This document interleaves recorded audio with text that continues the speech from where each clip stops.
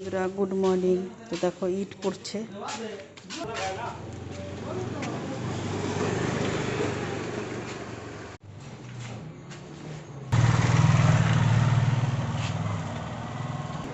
তো চলো ছাদে যাই, ইট পড়লো এখনই।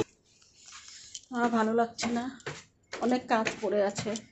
তো ছাদে এই যে কাপড়টা, এই যে দেখো এখানে তো কালকে এগুলো সব করেছে,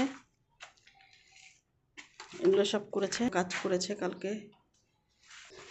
ছাদে যাই, এটার হবে। দেখো সব বাঁশ টাস লাগিয়েছে এরা, কাজ এখন অনেক বাকি আছে। তো আমি ওই যে নাইটি মেলতে এলাম, দেখো পড়ে যাচ্ছে।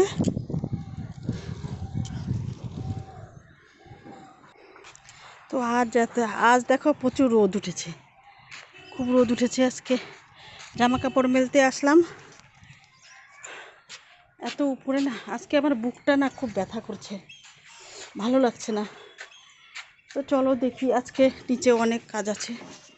তো চলো আবার পরে দেখা হচ্ছে পরের ব্লকে।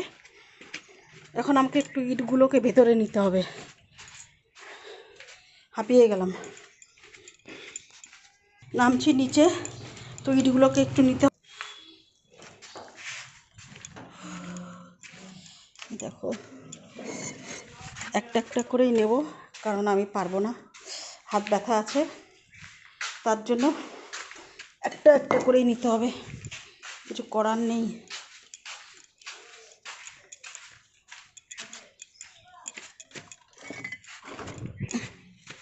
চলো বাই সকলকে, সকলে খুব ভালো থেকো।